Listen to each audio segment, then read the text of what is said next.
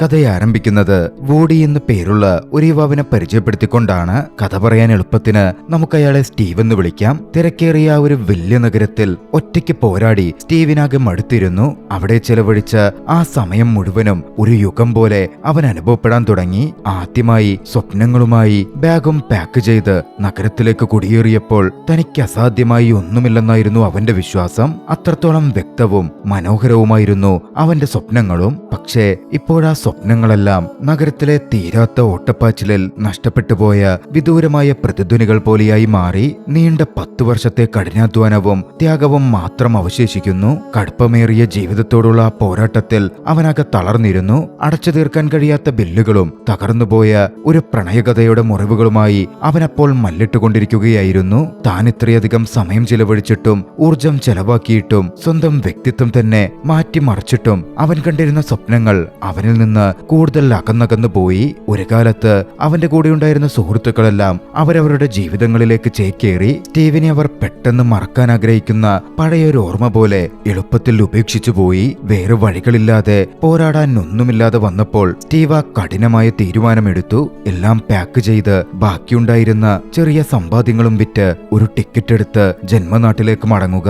ഒടുവിൽ അവനത് പ്രവർത്തിച്ചു. ജന്മനാട്ടിലേക്ക് മടങ്ങി. എന്നാൽ ഒരു നായകനെ പോലെയുള്ള വരവേൽപ്പിന് പകരം സ്റ്റീവിന് നേരിടേണ്ടി വന്നത് തികഞ്ഞ പരിഹാസമായിരുന്നു. ഒരു നഗരത്തിൽ അത്രയധികം വർഷം നിന്നിട്ടും കയ്യിലൊന്നുമില്ലാതെ ദരിദ്രനായി വെറും കൈയോടെ മടങ്ങിയെത്തിയ മകനെയോർത്ത് അവന്റെ അമ്മ നെടുവീർപ്പിട്ടു.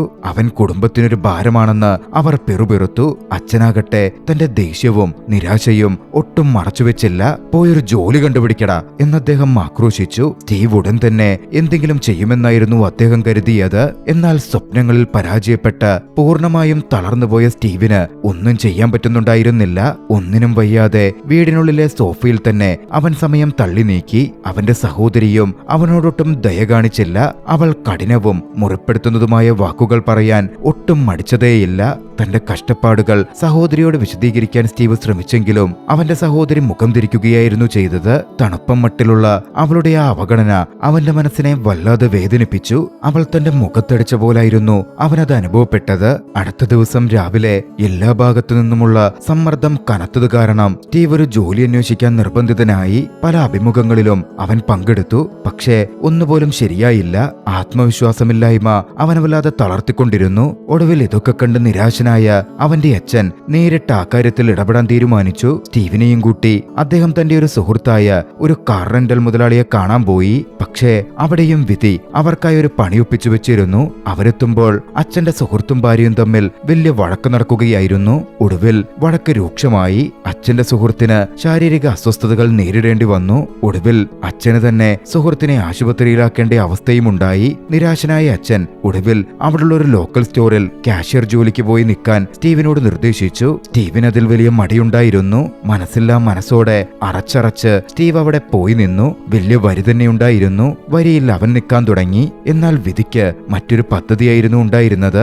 അവിടെ നിൽക്കുമ്പോൾ ഹൈസ്കൂളിലെ തന്റെ പ്രിയങ്കരിയായിരുന്ന പഴയ സഹപാഠി ജെയിനിനെ അവൻ കണ്ടുമുട്ടി. പണ്ട് ജെയിൻ ഏവരും ശ്രദ്ധിച്ചിരുന്ന ഒരു പെൺകുട്ടിയായിരുന്നു. സ്റ്റീവ് എന്നാരും ശ്രദ്ധിക്കാത്ത ഒരു പാവം പയ്യനും. കാലം ഇപ്പോൾ ഏറെ മാറിയിരിക്കുന്നു. അതേ കാലം ജെയിനിനോട് കരുണയും കാണിച്ചിരുന്നു. അവളിപ്പോൾ പ്രശസ്തിയായ ഒരു TV റിപ്പോർട്ടറാണ്. സ്റ്റീവിനെ അങ്ങനെ ജോലി അന്വേഷിച്ചുള്ളവരുടെ നീണ്ട നിരയിൽ കണ്ടപ്പോൾ അവൾക്ക് സത്യത്തിൽ കൗതുകം തോന്നി. 10 വർഷത്തെ നഗരജീവിതത്തിന് ശേഷം അങ്ങനെ മടങ്ങിയെത്തി ഒരു ജോലിക്കായി ക്യൂവിൽ നിൽക്കുന്ന അവന്റെ അടുത്ത് ചെന്ന്, ഇതെന്താ ഇങ്ങനെ നീ ജോലിക്കായി നിൽക്കുന്നത്? നിന്റെ ജീവിതം എങ്ങനുണ്ട് എന്ന് അവള് ചോദിച്ചു. സ്റ്റീവിന്റെ വയറിൽ ഒരു പിടച്ചിൽ അനുഭവപ്പെട്ടു. തന്റെ പരാജയങ്ങൾ സമ്മതിക്കാൻ അവന് വല്ലാത്ത മടി തോന്നി. അവൻ കളവ് പറഞ്ഞു, ഞാൻ ഏർലി റിട്ടയർമെന്റ് എടുത്തു, പിന്നെ നാട്ടിലേക്ക് പോന്നു.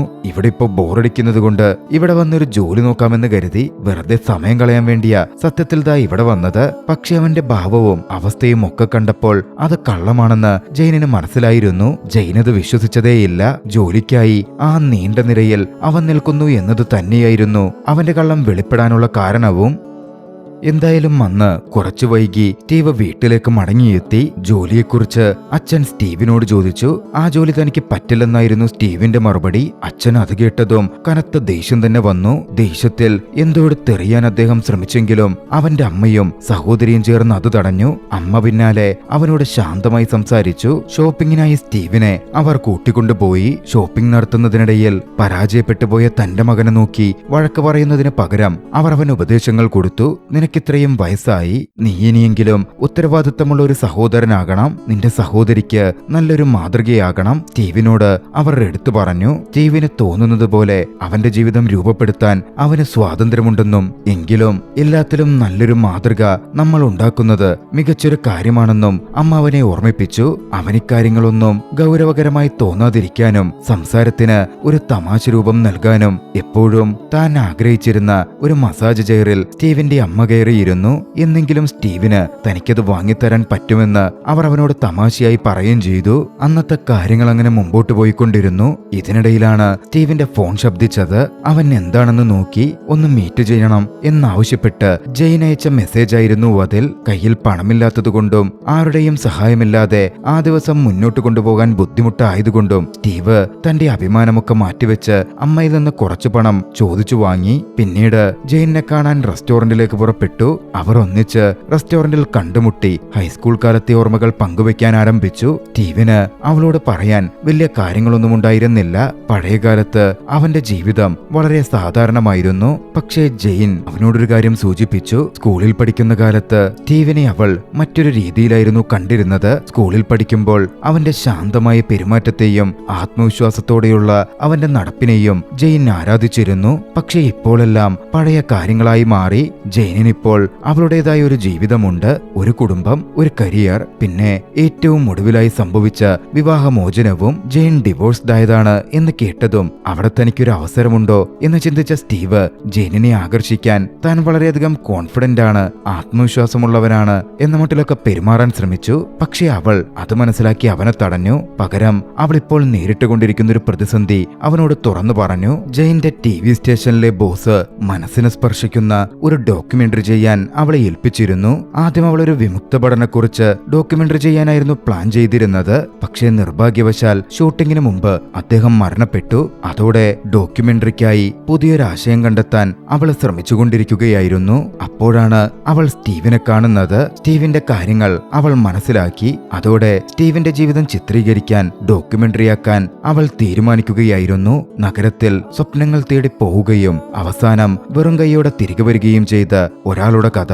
അവളത് പറഞ്ഞതും സ്റ്റീവ് അക്ഷരാർത്ഥത്തിൽ ഞെട്ടി. അവളോട് താൻ പറഞ്ഞു വെച്ചിരുന്ന കള്ളമൊക്കെ അവൾ മനസ്സിലാക്കിയിരിക്കുന്നു. മാത്രമല്ല തന്റെ പരാജയങ്ങളെ അർത്ഥവത്തായ ഒന്നാക്കി മാറ്റാനുള്ള അവസരം ജെയിൻ അവന് മുമ്പിലേക്ക് വെച്ചു നീട്ടുകയാണ്. ഹൈസ്കൂൾ കാലത്തെ ഓർമ്മകൾ അവന്റെ മനസ്സിലേക്ക് ഇരച്ചെത്തി. അവൻ എഴുതി നിറച്ചിരുന്ന പഴയ നോട്ട്ബുക്കുകൾ, തിരക്കഥകൾ, സിനിമയിലൂടെ കഥകൾ പറയണമെന്ന അവന്റെ ആ പഴയ സ്വപ്നങ്ങൾ. ഇതിനിടയിൽ അവന്റെ അമ്മ അവന്റെ ആ പഴയ എഴുതി വെച്ചിരുന്ന പേജുകൾ ചിലതെങ്കിലും കണ്ടെത്തിയിരുന്നു. അതൊക്കെ കണ്ടപ്പോൾ തന്റെ കഥയിൽ, തന്റെ സ്വപ്നങ്ങളിൽ അവന് ചെറിയൊരു പ്രതീക്ഷ തോന്നി. കാര്യങ്ങൾ അത്ര എളുപ്പമായിരുന്നില്ലെങ്കിലും അവൻ തന്റെ ദുരഭിമാനമൊക്കെ മാറ്റിവെച്ചു. തന്റെ സ്വപ്നത്തിനു വേണ്ടിയും നല്ലതെന്തെങ്കിലും സൃഷ്ടിക്കാൻ വേണ്ടിയും സ്റ്റീവ് ജെയിനോട് യെസ് പറഞ്ഞു. അടുത്ത ദിവസം രാവിലെ സ്റ്റീവ് ക്യാമറയ്ക്ക് മുന്നിൽ അഭിമുഖത്തിനായി തയ്യാറായി നിന്നു. ജെയിനാകട്ടെ ഒരു പെർഫെക്ഷനിസ്റ്റ് ആയിരുന്നു. അവൾ സ്റ്റീവിനോട് നഗരത്തിലെ ജീവിതത്തെക്കുറിച്ചും അവിടെ അനുഭവിച്ച ഉയർച്ചകളെക്കുറിച്ചും താഴ്ചകളെക്കുറിച്ചും സ്റ്റീവിന്റെ കഷ്ടപ്പാടുകളെക്കുറിച്ചും എല്ലാം തുറന്നു പറയാൻ ആവശ്യപ്പെട്ടു.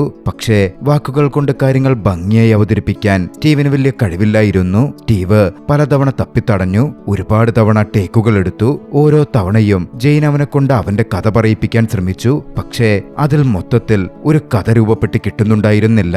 അവന്റെ ആ ഓക്വാർഡ്നെസ് വളരെയധികം പ്രകടമായിരുന്നു. ജെയിൻ അത് നിയന്ത്രിക്കാൻ നോക്കിയിട്ടും അവൾക്കത് സാധിച്ചില്ല. ഒടുവിൽ ദേഷ്യം വന്ന ജെയിൻ സ്റ്റീവിനെ മാത്രം കേന്ദ്രീകരിച്ചുള്ള ആ പ്രോജക്റ്റ് ഉപേക്ഷിക്കാൻ തീരുമാനിച്ചു. സ്റ്റീവിന്റെ കഥ സ്റ്റീവിന്റെ കുടുംബാംഗങ്ങളിലേക്കും പരിസരത്തുള്ളവരിലേക്കും അവൾ തിരിച്ചു. കൂടുതൽ വികാരനിർഭരമായി അവരിൽ നിന്നൊക്കെ എന്തെങ്കിലും കിട്ടും എന്നായിരുന്നു അവൾ കരുതിയത്. പക്ഷേ ആ പ്ലാനും പാളിപ്പോയി. സ്റ്റീവിനെ അവരൊക്കെ നോക്കിക്കണ്ടത് തികഞ്ഞ പരാജയമായി മാറിയ ഒരു മധ്യവയസ്കനായി മാത്രമായിരുന്നു. വർഷങ്ങളോളം നഗരത്തിൽ പോയി കഷ്ടപ്പെട്ടിട്ട് ഒന്നുമാവാൻ പറ്റാതെ, ഒന്നും ഉണ്ടാക്കാൻ സാധിക്കാതെ വെറും കൈയോടെ വീട്ടിലേക്ക് തിരിച്ചെത്തിയ വലിയൊരു തോൽവി.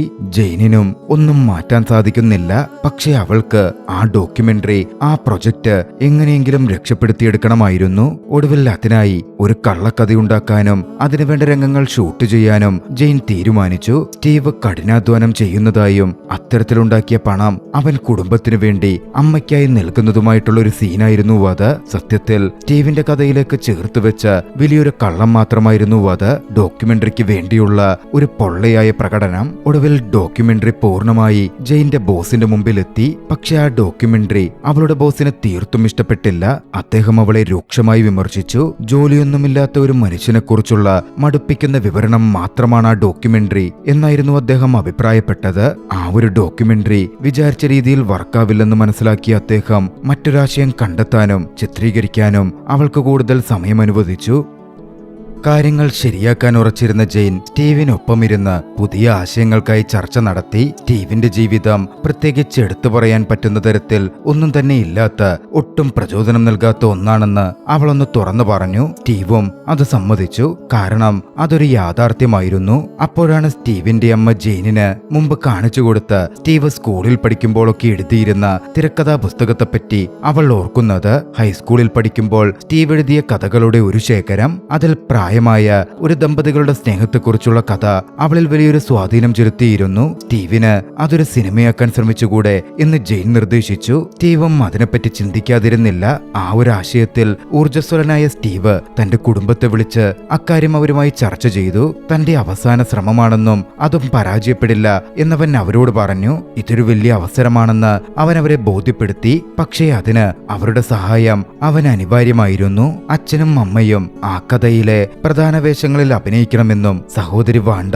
നിർമ്മാണത്തിൽ സഹായിക്കണമെന്നും അവൻ പറഞ്ഞു. കുടുംബം ഒടുവിൽ പൂർണ്ണ മനസ്സോടെയല്ലെങ്കിലും അവന്റെ ആഗ്രഹത്തിന് ചേർന്ന് നിൽക്കാൻ വേണ്ടി സമ്മതിച്ചു. പക്ഷേ ഒരു കണ്ടീഷനും മുമ്പോട്ടേക്ക് വെച്ചിട്ടുണ്ടായിരുന്നു. സിനിമയുടെ മുഴുവൻ ചെലവും സ്റ്റീവ് ഒറ്റയ്ക്ക് വഹിക്കണം. കയ്യിൽ പണമില്ലാതിരുന്ന സ്റ്റീവ് അത് കേട്ടതും അതിനെപ്പറ്റി ഓർത്ത് പരിഭ്രമിച്ചു. വീട്ടിലൊരു പഴയ അലങ്കാരപാത്രം വിറ്റ് പണം കണ്ടെത്താനായിരുന്നു അവന്റെ പദ്ധതി. അവനത് ആരും കാണാതെ എടുത്ത് വിൽക്കാനായി കൊണ്ടുപോവുകയും ചെയ്തു. പക്ഷേ പണയം സ്വീകരിക്കുന്ന കടയുടമ അതിന് വലിയ വിലയൊന്നും കിട്ടില്ല എന്ന് പറഞ്ഞതും സ്റ്റീവിന് തിരികെ പോരേണ്ടി വന്നു. സ്റ്റീവിന്റെ അവസാന പ്രതീക്ഷയും കെട്ടടങ്ങുകയാണ്. ആ ഒരു ഷോർട്ട് ഫിലിം അത് പിടിക്കണം എന്നതായിരുന്നു അവന്റെ അപ്പോഴത്തെ ഏറ്റവും വലിയ ലക്ഷ്യം. സ്റ്റീവിന്റെ ഈ അവസ്ഥ അവന്റെ അമ്മ നോക്കിക്കണ്ടു. അലമാരയിലുള്ള ഒരു പുസ്തകമെടുത്ത് അവർ അവന് നൽകി. സ്റ്റീവ് ആ പുസ്തകം തുറന്നു. അതിനുള്ളിൽ കട്ട് ചെയ്യപ്പെട്ട രീതിയിൽ കുറെ അറകളുണ്ടായിരുന്നു. അതിനകത്ത് മുഴുവൻ പണമാണ്. അമ്മ തന്റെ അത്രയും നാളത്തെ ജീവിതത്തിനുള്ളിൽ തന്റെ ഭാവിക്കായി സൂക്ഷിച്ചു വെച്ച പണം. അതാണ് അമ്മയെടുത്ത് അവന് കൊടുത്തിരിക്കുന്നത്. അവന്റെ സിനിമയ്ക്കുള്ള മൂലധനമായി. അല്ലെങ്കിലും മക്കളെ മനസ്സിലാക്കാൻ പോരാളികളെക്കാൾ കൂടുതൽ കഴിയുന്നത് ആർക്കാണ്? പണം കയ്യിലെത്തിയതോടെ സ്റ്റീവിന്റെ മനസ്സ് തെളിഞ്ഞു. മുഖം വിടർന്നു. ഷോർട്ട് ഫിലിം ഷൂട്ടിംഗുമായി മുമ്പോട്ടു പോകാൻ സ്റ്റീവ് തീരുമാനിച്ചു. പക്ഷേ വീണ്ടും പ്രശ്നം കടന്നു വരികയാണ്. ക്യാമറയ്ക്ക് മുന്നിൽ തനിക്ക് അഭിനയിക്കാൻ സാധിക്കില്ലെന്ന് പറഞ്ഞ് അവന്റെ അച്ഛൻ വിസമ്മതിച്ചു. വീണ്ടും സ്റ്റീവ് പ്രതിസന്ധിയിലായി. തന്റെ സ്വപ്നം ഉപേക്ഷിക്കാൻ അവൻ വീണ്ടും തുടങ്ങിയപ്പോ അമ്മ ഒരു വഴി പറഞ്ഞു. ഹാരി എന്ന തന്റെ ഒരു പഴയ സുഹൃത്തിനെ അമ്മ അവന് പരിചയപ്പെടുത്തി. മുമ്പൊരു നാടക നടനായിരുന്ന ഹാരിക്ക് ആവേശം ചെയ്യാൻ സാധിക്കുമെന്ന് അവർ വിശ്വസിച്ചിരുന്നു. സമയം കളയാതെ സ്റ്റീവ് ഹാരിയെ കണ്ടു. തന്റെ ഷോർട്ട് ഫിലിമിന്റെ ടീമിലേക്ക് എടുത്തു. ഷൂട്ടിംഗും ആരംഭിച്ചു. ബജറ്റ് കുറവായിരുന്നിട്ടും പ്രതീക്ഷിച്ചതിലും മികച്ച രീതിയിൽ ഷൂട്ടിംഗ് മുന്നോട്ടേക്ക് പോയി. അമ്മയും വാണ്ടയും ആ പ്രക്രിയ ആസ്വദിച്ചു. എന്നാൽ ഷൂട്ടിനിടയിൽ പലതരം പ്രതിസന്ധികളും വെല്ലുവിളികളും ഉയർന്നു വന്നുകൊണ്ടിരുന്നു. ബാറ്ററി തീരുക, ക്യാമറ പ്രവർത്തിക്കാതിരിക്കുക തുടങ്ങിയ സാങ്കേതിക പ്രശ്നങ്ങൾ. ഇതിനിടയിൽ അമ്മയും ഹാരിയും ഒന്നിച്ചുള്ള അഭിനയം കണ്ട് സ്റ്റീവിന്റെ അച്ഛൻ അസൂയയും തോന്നി. അതും വലിയ പ്രശ്നമായി. ഒരു ഘട്ടത്തിൽ തന്റെ അക്കോസ്റ്റിക് ക്ലബിന് പരിശീലിക്കാൻ വീട് ആവശ്യമാണെന്ന് പറഞ്ഞ് വീട്ടിൽ ഷൂട്ട് ചെയ്യാൻ പറ്റില്ല എന്നുവരെ സ്റ്റീവിന്റെ അച്ഛൻ അങ്ങ് പ്രഖ്യാപിച്ചു. തർക്കിക്കാൻ വയ്യാതെ സ്റ്റീവ് ഷൂട്ടിന്റെ സ്ഥലം മാറ്റി. പക്ഷേ പുതിയ സ്ഥലത്ത് അടുത്ത പ്രശ്നങ്ങൾ കടന്നു വന്നു. ഷൂട്ടിംഗ് നടക്കുമ്പോൾ അവിടുത്തെ സെക്യൂരിറ്റി ഗാർഡ് വന്ന് അതിനുള്ള പെർമിറ്റ് ചോദിച്ചു. പെർമിറ്റ് എടുക്കാൻ ഒരുപാട് പണം വേണം. സ്റ്റീവിനെടുക്കലാണെങ്കിൽ അതില്ല. സ്റ്റീവ് പക്ഷേ തോറ്റു പിന്മാറാൻ കൂട്ടാക്കിയില്ല. സെക്യൂരിറ്റിയുമായി സംസാരിച്ച് സെക്യൂരിറ്റിയെ സ്റ്റീവ് തന്റെ വശത്താക്കി. സിനിമയിൽ ഒരു വേഷം വാഗ്ദാനം ചെയ്തു. ഒരു സിഗരറ്റ് കൊടുത്ത് അയാളെ ഒരു തരത്തിൽ പറഞ്ഞ് സമ്മതിപ്പിച്ചു. നിർഭാഗ്യവശാൽ വീണ്ടും ആ പ്ലാൻ പാളി. എല്ലാം കുളമായി. ഒടുവിൽ വേറെ വഴിയില്ലാതെ സ്റ്റീവിന്റെ വീടിന്റെ ബാൽക്കണിയിൽ ഷൂട്ട് ചെയ്യാം എന്ന രീതിയിലേക്ക് ചിന്തിച്ച് അവര് വീട്ടിലേക്ക് തന്നെ മടങ്ങി. അവിടെ ഷൂട്ടിംഗ് നടത്തുമ്പോഴോ വീണ്ടും പ്രശ്നം വരികയാണ്.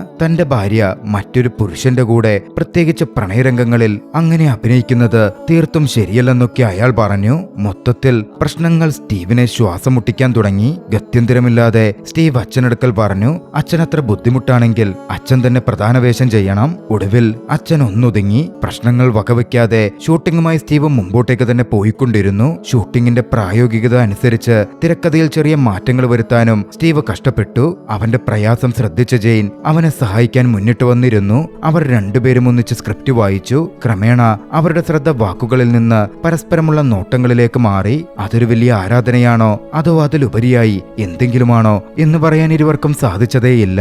പ്രൊജക്ട് പൂർത്തിയായി വരുമ്പോൾ സ്റ്റീവ് തന്റെ സ്വപ്നം കയ്യെത്തും ദൂരത്ത് കണ്ടു. ഒരു ചെറിയ സിനിമ അവനിതാ സംവിധാനം ചെയ്തെഴുതി പൂർണ്ണമാക്കാൻ പോകുന്നു. പക്ഷേ സ്റ്റീവ് അറിയാത്ത മറ്റു ചില കാര്യങ്ങളുണ്ടായിരുന്നു. ഷൂട്ട് നടക്കുമ്പോൾ തിരശ്ശീലയ്ക്ക് പിന്നിൽ അവിടെ നടക്കുന്ന എല്ലാ കാര്യങ്ങളും ജെയിൻ റെക്കോർഡ് ചെയ്യുന്നുണ്ടായിരുന്നു. അവന്റെ ആ ഷോർട്ട് ഫിലിം യാത്രയിലെ യാഥാർത്ഥ്യങ്ങൾ അവന്റെ ഡോക്യുമെന്ററിയിലേക്ക് അതുകൂടി കൂട്ടിച്ചേർത്ത് അത് മനോഹരമായി അവസാനിപ്പിക്കാനായിരുന്നു ജെയിൻ പദ്ധതിയിട്ടിരുന്നത്. ജെയിൻ അതൊരിക്കലും സ്റ്റീവിനോട് സൂചിപ്പിച്ചിരുന്നേയില്ല. പക്ഷെ ആ ഡോക്യുമെന്ററിയിൽ സ്റ്റീവിനെ ജീവിതാവസാനം വരെ വേട്ടയാടിയേക്കാവുന്ന ഒരു നിമിഷം ഉൾപ്പെട്ടു.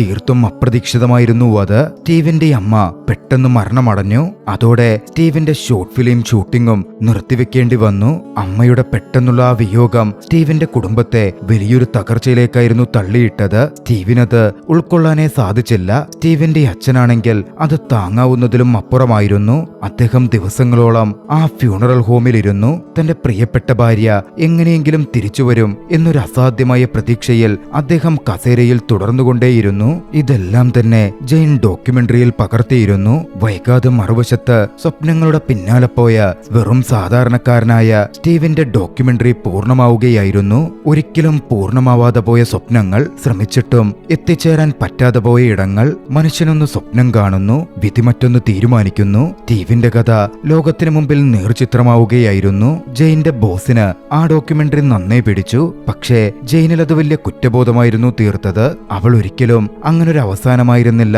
ആ ഡോക്യുമെന്ററിയിൽ പ്രതീക്ഷിച്ചത്. സ്റ്റീവിന്റെ ഷോർട്ട് ഫിലിം പൂർണ്ണമാവുന്നതും മറ്റും അവൾ സ്വപ്നം കണ്ടിരുന്നു. ഡോക്യുമെന്ററി പൂർത്തിയായപ്പോൾ അത് പൂർത്തിയായ അഭിമാനത്തിന് പകരം വലിയ കുറ്റബോധമായിരുന്നു ജെയിൻ അനുഭവിച്ചത്. അവൾ പിടിച്ച മികച്ച ആ ഡോക്യുമെന്ററി കാരണം അവളുടെ മുന്നിൽ പ്രമോഷൻ സാധ്യതകൾ വരെ തുറന്നു. പക്ഷേ അതൊന്നും വേണ്ടെന്ന് വെച്ച് ഏറെ വേദനിച്ചിരുന്ന അവൾ അവളുടെ ആ ജോലി തന്നെ രാജിവെച്ചു. കാരണം അവളുടെ സുഹൃത്തിന്റെ വേദനയിൽ നിന്ന് നേടിയെടുത്ത ആ ഒരു വിജയം അവൾക്ക് അംഗീകരിക്കാൻ പറ്റുന്നതേയായിരുന്നില്ല.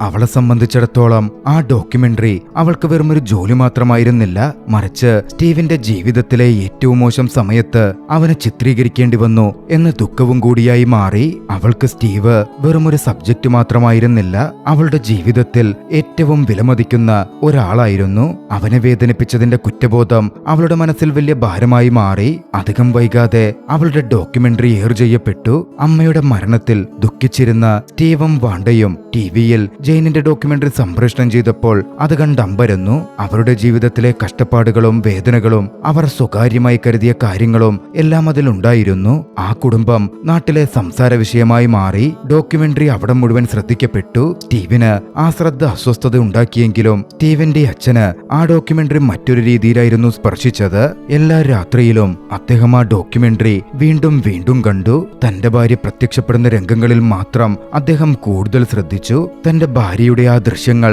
ഒറ്റപ്പെട്ട അദ്ദേഹത്തിന്റെ ജീവിതത്തിൽ അദ്ദേഹത്തിന് ആശ്വാസം നൽകി. സ്റ്റീവിനെ സംബന്ധിച്ചിടത്തോളം ജീവിതം കൂടുതൽ ഭാരമുള്ളതായി മാറുകയായിരുന്നു. മുമ്പ് അവൻ അലസനായിരുന്നെങ്കിൽ ഇപ്പോൾ അതിനേക്കാൾ വലിയൊരു ശൂന്യത അവനിൽ നിറഞ്ഞു നിന്നു. വീട് മുഴുവൻ നിശബ്ദത തളം കെട്ടി. അമ്മയുടെ ശബ്ദവും അവരുടെ ശാസനകളും അവന്റെ ഓർമ്മയിൽ തങ്ങി നിന്നു. അമ്മയില്ലാത്ത ആ വീട്ടിൽ അവനേറെ ഒറ്റപ്പെടുന്നതായി അവന് തോന്നി. അമ്മ മുമ്പൊരിക്കൽ അവനടുക്കൽ അവനൊരു മസാജ് ചെയർ അവർക്ക് വാങ്ങിക്കൊടുക്കുന്ന കാര്യം സൂചിപ്പിച്ചിരുന്നല്ലോ. അത് താണ്ടി പോകുമ്പോഴൊക്കെയും അത് വാങ്ങി നൽകാൻ തനിക്ക് കഴിയാതെ പോയതിൽ അവന്റെ മനസ്സ് വേദനിച്ചുകൊണ്ടിരുന്നു. ഒരു ദിവസം സ്റ്റീവ് വെറുതെ സ്വപ്നം കണ്ടിരിക്കുമ്പോൾ അമ്മയുടെ നിഴൽ തന്റെ അരികിലെത്തിയതുപോലെ അവന് തോന്നി. വീടിനെ അത്രയധികം സ്നേഹത്തോടെയും അഭിമാനത്തോടെയും പരിപാലിച്ച അവരുടെ ഓർമ്മകൾ അവന്റെ മനസ്സിൽ നിറഞ്ഞു. ഒരു കാലത്ത് ഉന്നത ബിരുദം നേടി കരിയറിൽ വലിയ അവസരങ്ങൾ ഉണ്ടായിരുന്നിട്ടും തന്റെ ഭർത്താവിനൊപ്പം ജീവിതം കെട്ടിപ്പടുക്കാൻ അവന്റെ അമ്മ ആ വലിയ ഭാവി തന്നെ ഉപേക്ഷിച്ചതാണ്. ആളുകൾ അവന്റെ അമ്മയുടെ ജീവിതത്തെ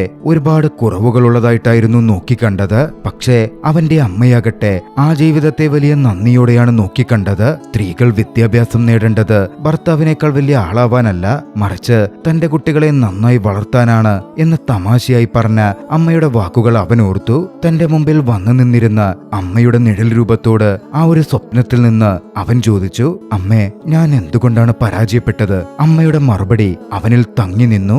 ഏറെ പുഞ്ചിരിയോടെയും സ്നേഹം നിറഞ്ഞ നോട്ടത്തോടെയും അവർ അവനോടന്ന് പറഞ്ഞിരുന്നു, മോനെ, വിജയമെന്ന് പറയുന്നത് പണമോ ആസ്തിയോ മാത്രമല്ല. പരാജയമെന്നത് എപ്പോഴും മോശപ്പെട്ട കാര്യവുമല്ല. മറ്റുള്ളവരൊക്കെ നേടണമെന്ന് പറയുന്ന കാര്യങ്ങൾ നേടാൻ പോയി നീ നിന്നെ തന്നെ നഷ്ടപ്പെടുത്തിയേക്കരുത്. ഓരോ മനുഷ്യരും വ്യത്യസ്തരാണ്. ഓരോരുത്തർക്കും ഓരോ തരം ജീവിതമാണുള്ളത്. എന്റെ മോൻ മനസ്സിലാക്കണം, മറ്റുള്ളവർക്ക് സന്തോഷം നൽകുന്നതാണ് യഥാർത്ഥ വിജയം. സ്വയം സന്തോഷിക്കുക എന്നതാണ് ഏറ്റവും വലിയ കാര്യം. അതിനപ്പുറത്തേക്ക് മറ്റൊന്നും തന്നെയില്ല. അമ്മയുടെ ആ വാക്കുകൾ അവനിൽ വലിയ സ്വാധീനം തന്നെ ചെലുത്തി. അവന്റെ മുറിവുകൾ ഉണങ്ങാൻ ആരംഭിച്ചു. പക്ഷേ കൂടുതൽ അവൻ ഓരോന്ന് ആലോചിക്കുന്നതിനു മുമ്പേ അവന്റെ അച്ഛൻ അവന്റെ അടുക്കലേക്ക് എത്തി. അദ്ദേഹം അവനോടൊരു അഭ്യർത്ഥനയും നടത്തി. മോന്റെ സിനിമ പൂർത്തിയാക്കണം. അദ്ദേഹത്തിന്റെ വാക്കുകളിൽ നിശ്ചയദാർഢ്യമുണ്ടായിരുന്നു. പക്ഷേ അദ്ദേഹത്തെ സംബന്ധിച്ചിടത്തോളം അത് അദ്ദേഹത്തിന്റെ മകന്റെ പ്രൊജക്ട് പൂർത്തിയാവാനായിരുന്നില്ല, മറിച്ച് തന്റെ ഭാര്യ അവസാനമായി അഭിനയിച്ച ആ ഒരു ഷോർട്ട് ഫിലിം വെളിച്ചം കാണാനുള്ള ആഗ്രഹത്താലായിരുന്നു. വീണ്ടും വീണ്ടും അത് കാണുമ്പോൾ തന്റെ ഭാര്യ കൂടെയുണ്ടെന്ന് അദ്ദേഹത്തിന് ആശ്വസിക്കാനായിരുന്നു. അച്ഛന്റെ ആഗ്രഹം പോലെ സ്റ്റീവ് ആ ദൃശ്യങ്ങൾ ഷൂട്ട് ചെയ്തു.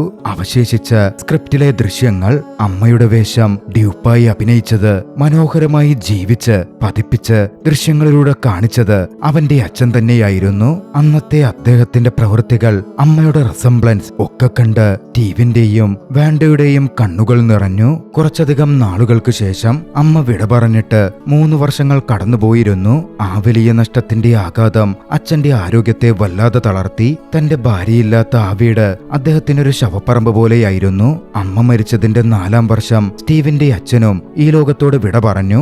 അച്ഛന്റെ വിയോഗത്തോടെ ആ വീട് പൂർണ്ണമായും നിശബ്ദതയിലാണ്ടു.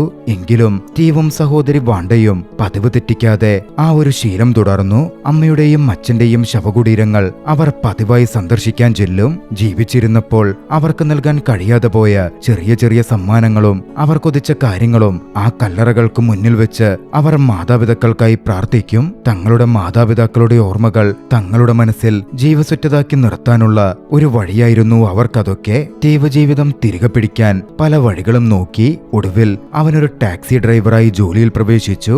അവന്റെ സഹോദരി വാണ്ടയാകട്ടെ അവളുടെ സ്വപ്നമായിരുന്ന ഒരു ഫിറ്റ്നസ് സെന്റർ സ്ഥാപിക്കാൻ വേണ്ട തയ്യാറെടുപ്പുകൾ നടത്തി. വാണ്ടയ്ക്ക് ആ സ്വപ്നം സാക്ഷാത്കരിക്കാൻ കുറച്ചധികം പണം വേണ്ടിവരും എന്ന് സ്റ്റീവിന് അറിയാമായിരുന്നു. അവൻ തന്റെ കൈവശമുണ്ടായിരുന്ന എല്ലാ സമ്പാദ്യങ്ങളും അടങ്ങിയ ബാങ്ക് അക്കൗണ്ടിന്റെ ATM കാർഡ് എടുത്ത് വാണ്ടയ്ക്ക് കൊടുത്തു.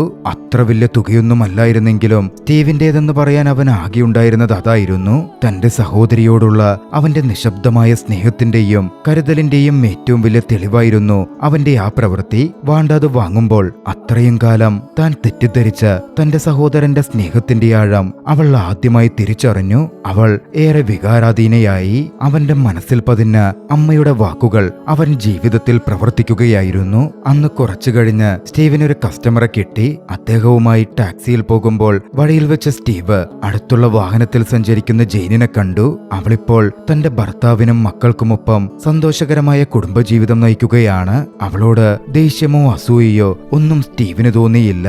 പകരം മനസ്സ് നിറഞ്ഞൊരു ശാന്തതയിലായിരുന്നു. ജീവിതമെന്നത് സന്തോഷത്തിന്റെയും സങ്കടത്തിന്റെയും ഒരു ചിത്രപ്പണിയാണെന്നും എല്ലാവരും അത് തങ്ങളുടേതായ രീതിയിൽ വരച്ചുകൊണ്ടിരിക്കുന്നുവെന്നും അവൻ തിരിച്ചറിഞ്ഞു. മനസ്സിലാക്കലുകൾ അവന്റെ ജീവിതത്തെ തന്നെ തിരുത്തിയിരുന്നു. അന്ന് പതിവ് പോലെ ജോലി കഴിഞ്ഞവൻ വീട്ടിലേക്കെത്തി. വീണ്ടും ആ ശൂന്യത തന്നെ കാത്തിരിക്കുന്നുണ്ട് എന്നവന്റെ മനസ്സിലുണ്ടായിരുന്നു. അമ്മയുടെ വഴക്കുകളില്ലാത്ത, അച്ഛന്റെ ദേഷ്യപ്രകടനങ്ങളില്ലാത്ത, വാണ്ടയുടെ കുസൃതികളില്ലാത്ത അവന്റെ വീട്, വേദന മാത്രം നിറഞ്ഞയിടാം. പക്ഷേ അന്ന് അവനെ തേടിയൊരു വാർത്ത എത്തി. ആ വാർത്ത അവന്റെ ജീവിതത്തെ ആകമാനം മാറ്റിമറിക്കുന്നതായിരുന്നു. അവനിൽ സന്തോഷം നിറയ്ക്കുന്ന ഒരു വാർത്ത. സ്റ്റീവന്ന് കഷ്ടപ്പെട്ട് നിർമ്മിച്ച അച്ഛന്റെ അഭ്യർത്ഥനയാൽ പൂർത്തിയാക്കിയ അവന്റെ ഷോർട്ട് ഫിലിം ചൈന ചെന്നൈയിലെ ഏറ്റവും വലിയ ഫിലിം ഫെസ്റ്റിവലിൽ അവാർഡ് നേടിയിരിക്കുന്നു. വാണ്ടയാണ് സ്റ്റീവിനെ അറിയിക്കാതെ ആ സിനിമ ഫെസ്റ്റിലേക്ക് അയച്ചിരുന്നത്. പിന്നീട് ഒരു ദിവസം ഒരു മെസ്സേജ് സ്റ്റീവിന് ലഭിച്ചു. അച്ഛന്റെ ഒരു വീഡിയോ ക്ലിപ്പിംഗ് ഡോക്യുമെന്ററിയുടെ ഭാഗമായി ജെയിൻ ചിത്രീകരിച്ച അച്ഛന്റെ ഒരു ബൈറ്റായിരുന്നു അതിൽ. സ്റ്റീവിനെ പറ്റിയായിരുന്നു അദ്ദേഹം അതിൽ പറയുന്നതും. സ്റ്റീവ് ആ വീഡിയോ നോക്കിക്കണ്ടു. സ്റ്റീവ് അവന്റെ അമ്മയെപ്പോലെയാ, ഒട്ടും പ്രാക്ടിക്കൽ അല്ല. കുട്ടിക്കാലം മുതലേ ഒരു എഴുത്തുകാരനാവാനായിരുന്നു അവന്റെ ആഗ്രഹം. പക്ഷേ ഏത് കോമ്പറ്റീഷൻ വന്നാലും അവനതിൽ പരാജയപ്പെടും. ഒരിക്കൽ ഒരു ഹോംവർക്ക് ഉണ്ടായിരുന്നു. ക്ലീനിങ് ദ ക്ലാസ് റൂം എന്ന ടോപ്പിക്കിനെ പറ്റിയായിരുന്നു എഴുതേണ്ടിയിരുന്നത്. പക്ഷേ അവൻ എഴുതിയതാകട്ടെ അവന്റെ ക്ലാസ്മേറ്റ്സ് ചൂലിനു വേണ്ടി എങ്ങനെ ഫൈറ്റ് കൂടുന്നു, ക്ലീനിങ്ങിലെ ഏറ്റവും എളുപ്പമുള്ള ജോലിയെടുക്കാൻ എങ്ങനെ ഫൈറ്റ് കൂടുന്നു എന്ന തരത്തിലൊക്കെയായിരുന്നു. എനിക്കതൊക്കെ വലിയ തമാശയായിട്ടായിരുന്നു തോന്നിയത്. പിന്നെ ഒരു കാര്യമുണ്ട്, ഞാൻ മറ്റാരോടും ഇതുവരെ പറഞ്ഞിട്ടില്ല. എന്റെ ചെറുപ്പത്തിൽ എനിക്കും ഒരുപാട് എഴുതണമെന്നുണ്ടായിരുന്നു. ഒരു എഴുത്തുകാരനാവണം എന്നതായിരുന്നു എന്റെയും ആഗ്രഹം. പക്ഷെ എന്റെ എഴുത്തൊക്കെ അവസാനിച്ചത് റിപ്പോർട്ടുകളായി മാത്രമാണ്. ഞങ്ങളുടെയൊക്കെ കാലത്ത് എന്തെങ്കിലുമൊക്കെ ആഗ്രഹിച്ചാൽ, കുട്ടിക്കാലത്തൊക്കെ സ്വപ്നം കണ്ടാൽ ഭൂരിഭാഗത്തിനും അതൊന്നും സാധിച്ചെടുക്കാൻ പറ്റാറില്ല. ജീവിതമെന്ന് പറയുന്നത് അങ്ങനാണല്ലോ. അതത്ര ഫാൻസി ഒന്നുമല്ല, അത് അത്ര മോശം കാര്യവുമല്ല. അതൊക്കെ അങ്ങനെ ശീലങ്ങളായി മാറി. പക്ഷേ അത്രയും അച്ഛൻ പറഞ്ഞപ്പോഴേക്കും ആ വീഡിയോ ക്ലിപ്പിംഗ് കട്ടായി. അതിന്റെ ബാക്കി എവിടെ എന്നത് അയച്ചു തന്നയാളോട് സ്റ്റീവ് മെസ്സേജ് അയച്ചു ചോദിച്ചു. അതിനുശേഷമുള്ളത് റെക്കോർഡായില്ല, മെമ്മറി കാർഡ് ഫുള്ളായി പോയിരുന്നു എന്നായിരുന്നു കിട്ടിയ മറുപടി. സ്റ്റീവ് ശരിക്കുന്നൊരു ഇമോജി മറുപടി അയച്ചു. അച്ഛൻ ബാക്കി എന്തായിരിക്കും പറഞ്ഞിരിക്കുക എന്നതവൻ ഊഹിക്കാമായിരുന്നു. ആ ദൃശ്യങ്ങളിൽ ചലച്ചിത്രം അവസാനിക്കുന്നു. ഏറെ രസകരമായ ഇമോഷണലായ ഈ ചലച്ചിത്രം നിങ്ങൾക്കിഷ്ടപ്പെട്ടെങ്കിൽ വീഡിയോ ലൈക്ക് ചെയ്യുക. അഭിപ്രായങ്ങളും നിർദ്ദേശങ്ങളും കമന്റുകളിൽ രേഖപ്പെടുത്തുക. കഴിയുമെങ്കിൽ ചാനൽ സബ്സ്ക്രൈബ് ചെയ്തും കൂട്ടുകാർക്ക് ഷെയർ ചെയ്തു കൊടുത്തും ഞങ്ങളെ സപ്പോർട്ട് ചെയ്യുക. അടുത്ത എപ്പിസോഡിൽ മറ്റൊരു മികച്ച ചലച്ചിത്രവുമായി നമുക്ക് കണ്ടുമുട്ടാം. അതുവരെ ബൈ.